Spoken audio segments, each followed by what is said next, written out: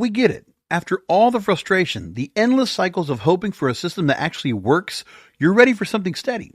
Something that delivers without constant workarounds or headaches. That's why we're excited to introduce the 2025 redesign of the Buzz CRM. Built with you in mind, it's more intuitive, faster, and smarter than ever. Finally, a CRM that sees your worth, streamlines your workflows, and gives you the tools to thrive without needing to prove yourself over and over again. Because you deserve a lifeline after all those outdated platforms. You deserve a system that keeps up with your goals and grows with your success. This isn't just a redesign, it's a revolution. Visit thebuzzcrm.com today. That's thebuzzcrm.com.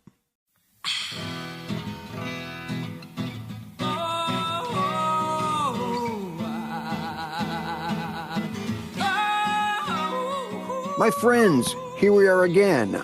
This is Hemp Present. I'm Vivian McPeak, and I want to thank you for listening to the show. If you've got feedback or would like to suggest a guest or topic for Hemp Present, email me at hemppresent@gmail.com. Doug McVay was trained as a Reefer Raider by Jack Herer in 1984. He is a social justice activist and drug policy reformer residing in Oregon. He currently works for the Real Reporting Foundation as editor of Drug Policy Facts, found at drugpolicyfacts.org, and World Health Systems, found at, what do you think? healthsystemsfacts.org. Doug also volunteers as a community radio news reporter, public affairs producer, and host of a weekly radio program called Century of Lies and a monthly show called Free Culture Radio. But today he's on this show to give his take on the impact of current events. Welcome back, Doug, to Cannabis Radio.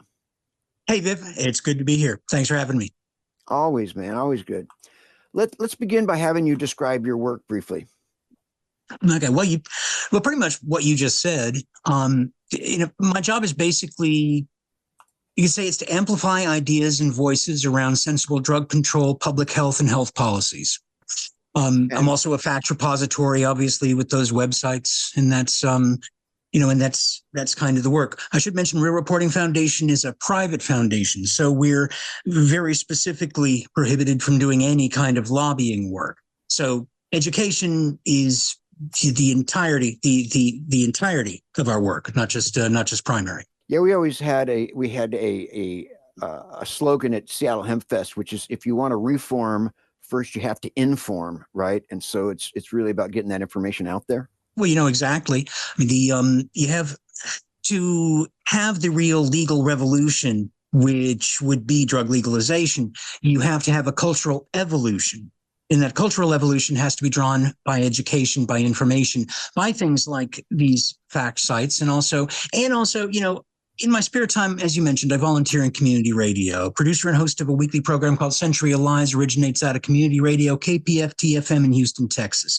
And it's distributed to a handful of stations around the country via Pacifica's audio port service.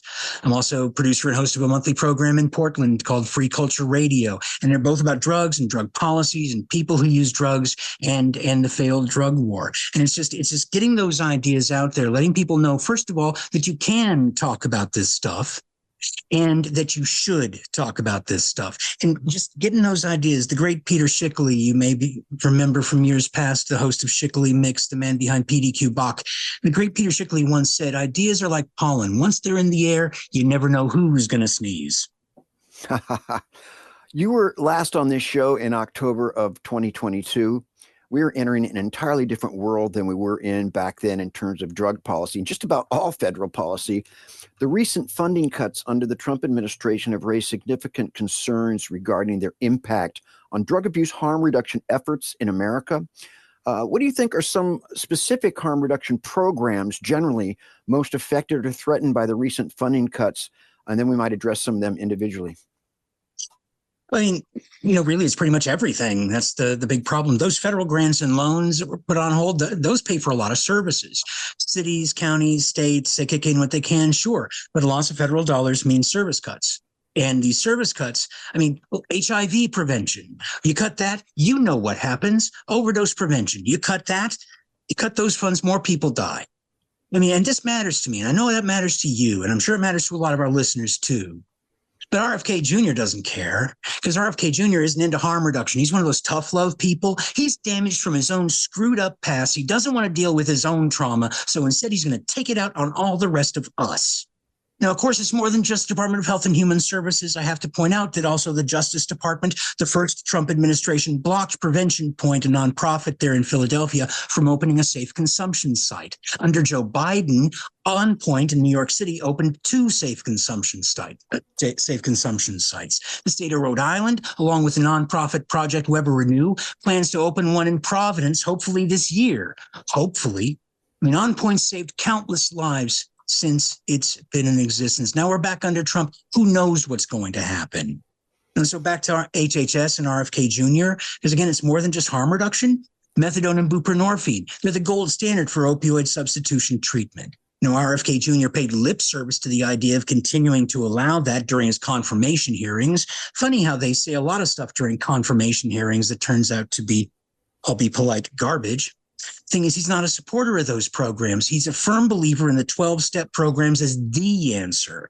And don't get me wrong, 12-step can help people. It really can. But it's not the underlined answer, the one sole. It's just not. Leaving aside what can be perceived by some as heavy-handed religiosity in those programs, the fact is they're just not enough. We need all the approaches. We need all the tools. And it goes even further because there's more. The Affordable Care Act puts substance use disorder treatment as one of the 10 elements of essential health benefits, which means that health insurance purchased through those health insurance exchanges or provided by Medicaid is mandated to include treatment for substance use disorders because of that act. So now we have the current president who wants to get rid of the ACA. Now, so what happens when he dumps ACA? What happens then? It's a rhetorical question, and I know what you're thinking. What's the point of a rhetorical question? So I'll answer. If they dump the ACA, then things get even worse for everyone, not just for people who use drugs, for everyone. Yeah, it's big. How do you think the Trump administration's current policy trends will impact the availability of services such as needle exchange programs and naloxone distribution, and might they even criminalize programs that are engaged in those things? Well, I mean, criminalization is one of the big problems because when it comes to syringe exchange, a syringe is considered under the law to be drug paraphernalia. Testing strips, those naloxone testing strips, and now we have testing strips for xylazine and nitazines are coming, are at least being researched at the moment.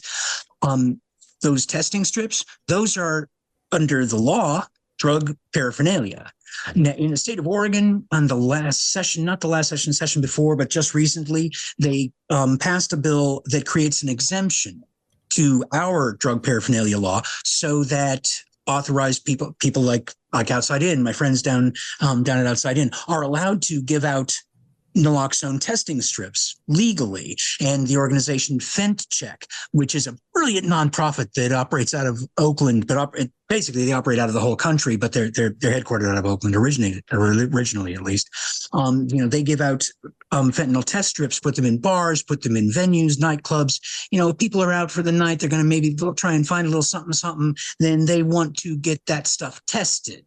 And they're sure not going to traipse down to the syringe exchange that may be on the other side of town. But if there's a testing strip in the bathroom, then they're going to know if that really is cocaine that they just bought from the seedy looking guy that they didn't know, or is it really something else?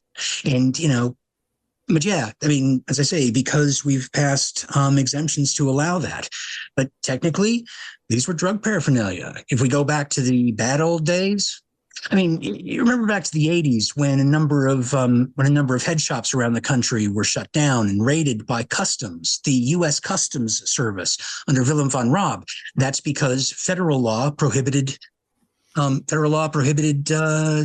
these interstate commerce bongs, paraphernalia. So they went after the head shop industry.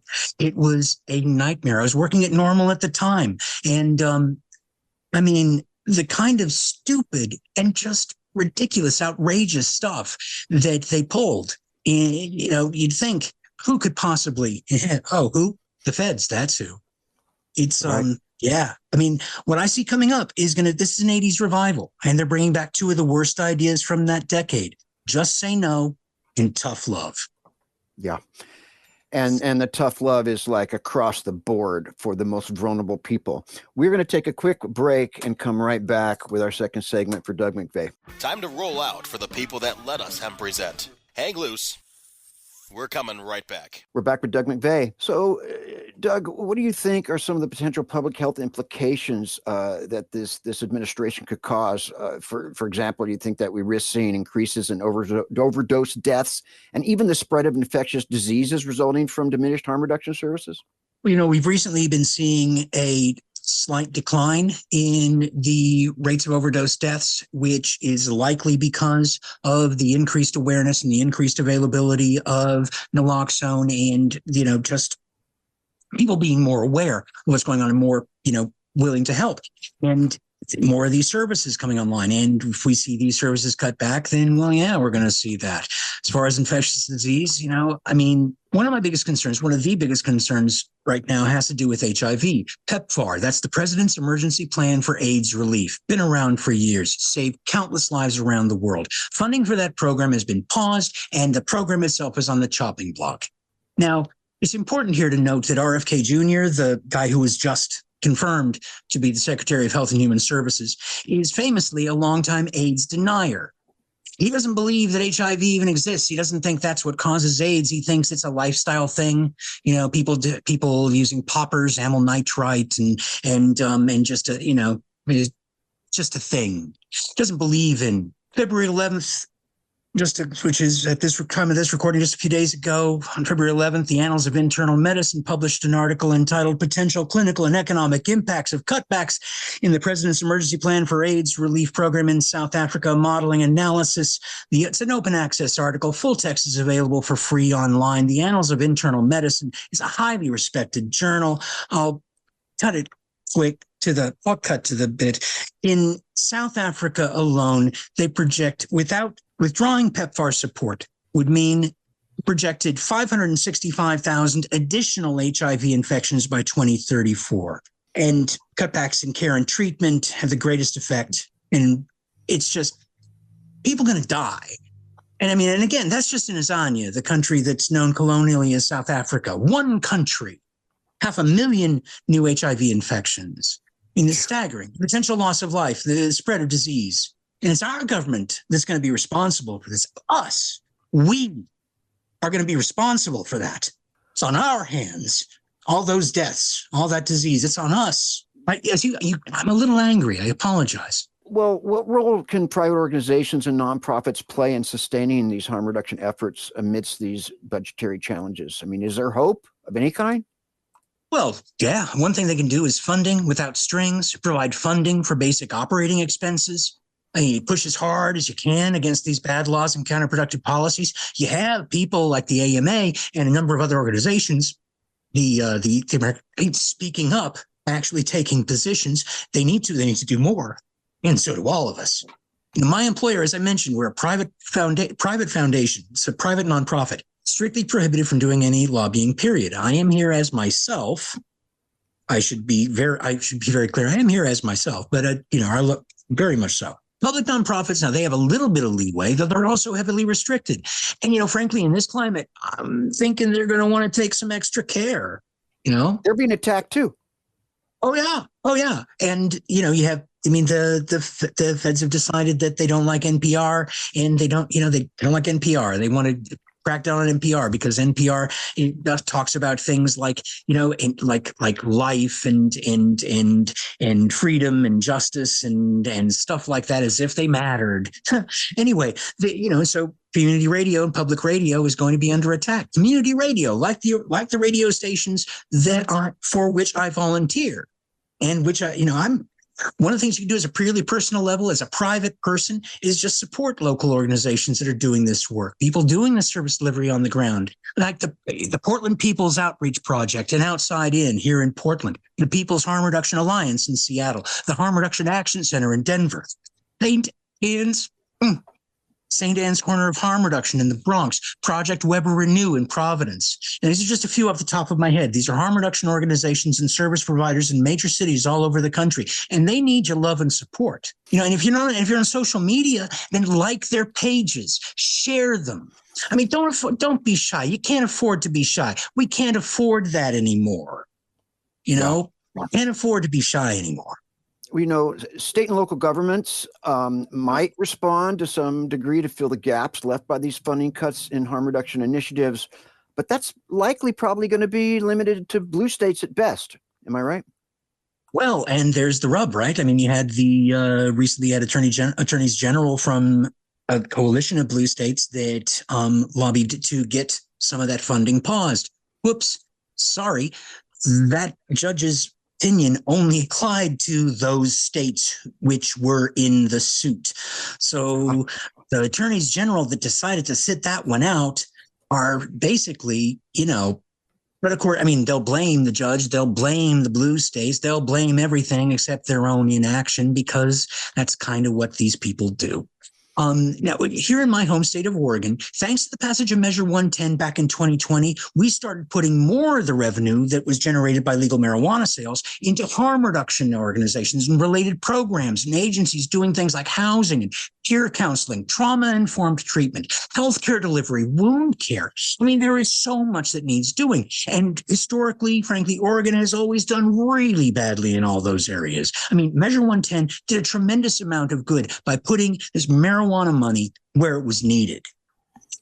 Unfortunately, well, before I get there, I should mention that our legislature only took out the decrim portion of Measure 110, so we do still have the funding, at least for now.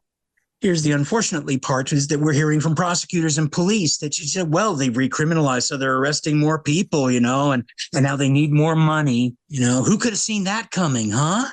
Before we get to this next break, speaking of cannabis, excuse me, the Biden administration had set the gears in motion for a scheduling change of cannabis from Schedule 1 to Schedule 3. Do you have any ideas on the likelihood of that taking place under this current administration? Well, it would be a really stupid idea.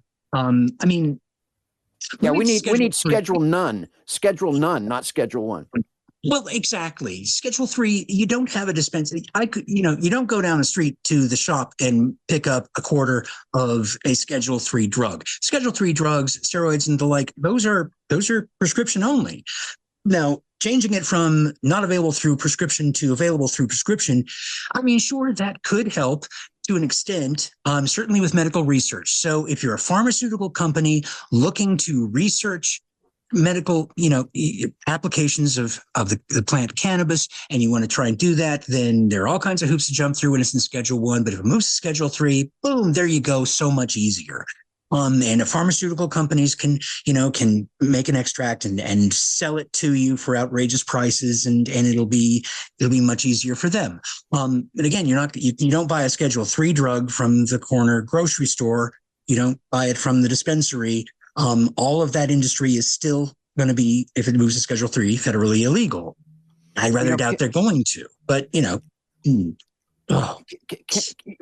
we got about a minute. Cannabis wasn't mentioned in Project 2025, to my knowledge, but it doesn't fit in with this raging culture war that seems to dominate everything that the Trump administration is doing. Do you think there's any chance of them rolling back federal legalization or state legalization, federal tolerance for state legalization? Well, and there we that sticks with the Schedule 3. Should they reschedule, for instance, down to Schedule 3, then okay, pharmaceutical companies, and there it is, and they can say, well, now the medical thing is solved and everything else, and we don't like this recreational market, and so they start cracking down, they start taking out, maybe they start actually. Probably the one thing they've run into is that we still have the funding of the rider in the appropriations bill. Even in these continuing resolutions that prevents the Department of Justice from spending money to do any prosecution of anybody in there. As long as we have that, that stops the Justice Department from doing that. Of course, as a friend back years ago pointed out, the way that they got all kinds of things from seatbelts to the 55 speed limit was by threatening highway funding. Federal highway funding, withhold that. States will comply with anything. All right. We have to withhold this segment now and go to a quick break and come back with our final questions for Doug McVay. Time to roll out for the people that let us hemp present. Hang loose. We're coming right back. We're back with Doug McVay.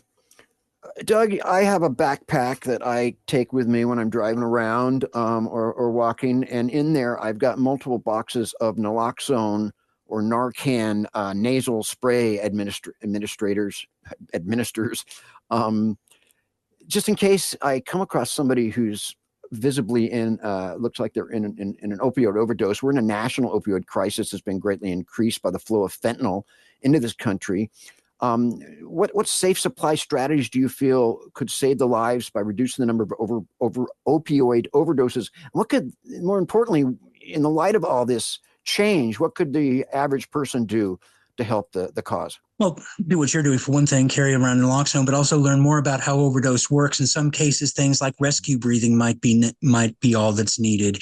People aren't necessarily overdosing on opioids. One of the things that's been happening is you're seeing benzodiazepines illicitly manufactured, but benzodiazepines and other diazepines getting their way into the illegal drug market. It's an unregulated market. and stuff like that.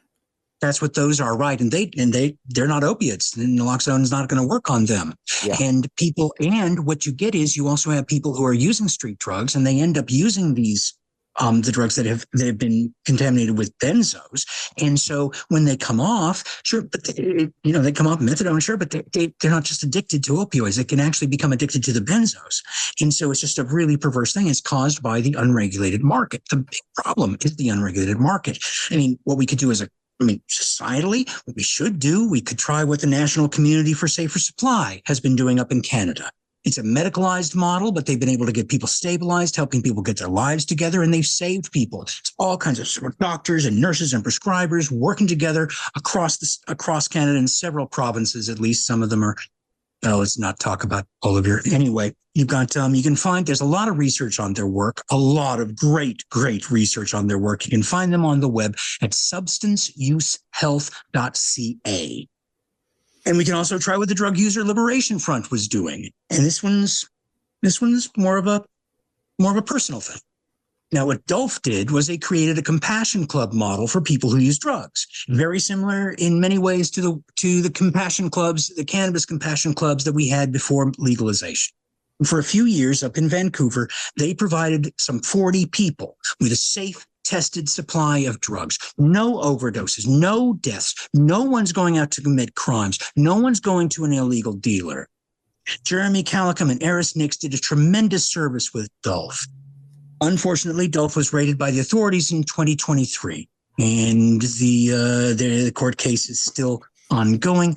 In 2024, prohibitionists were able to successfully agitate for recrim in BC.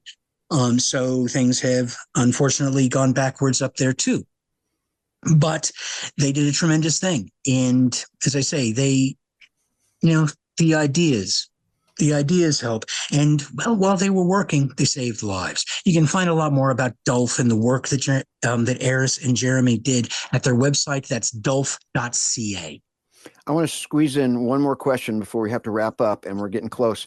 How might the dismantling of agencies like the U.S. Agency for International Development, USAID, affect international drug control programs and subsequently domestic drug abuse trends in general? Well, in terms of drug production in other countries, crops, drug crops, opium poppies, coca, crop substitution is one of the best solutions. Production of coca has been climbing already. That's just going to continue. It's going to get much worse. Opium, but it's not just USAID. We're stepping back from other international commitments. They're trying to pull us out of the World Health Organization. Who knows how much funding will continue providing other UN programs like the UN Office on Drugs and Crime. If the first Trump administration is any indication, we're going to give up our influence there too. It'll be the European Union on the good guys side versus China, Russia, and the Saudis. Goodbye, soft power, right? Exactly. We're just talking about one tiny slice of this catastrophic hostile takeover of the United States government. And we're only 2.5 weeks in, for Christ's sake. We could spend hours talking about it and not scratch the surface, but unfortunately our time is up. Doug McVay, found at drugpolicyfacts.org, and World Health Systems Facts Fund at healthsystemsfacts.org. Thank you for being on the show, man. Thanks for your work. Vivian, thank you. And thanks to your listeners for tuning in. The Hemp Present intro music is 7 Mile Beach by Joanne Rand, and the outro music is Take Back the Plant by Sticker Bush. Get active, go out, make something happen, support the organizations that are supporting your values. We're all in this. We're all in this together, man. See you next time. Stay strong.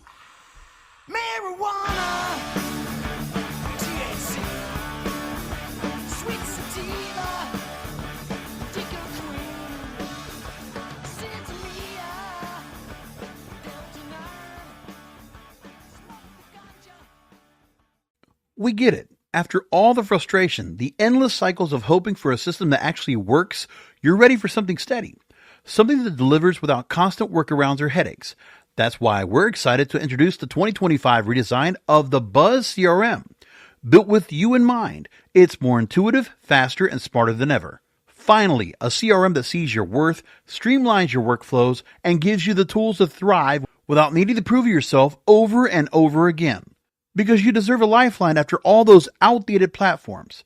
You deserve a system that keeps up with your goals and grows with your success. This isn't just a redesign, it's a revolution. Visit thebuzzcrm.com today.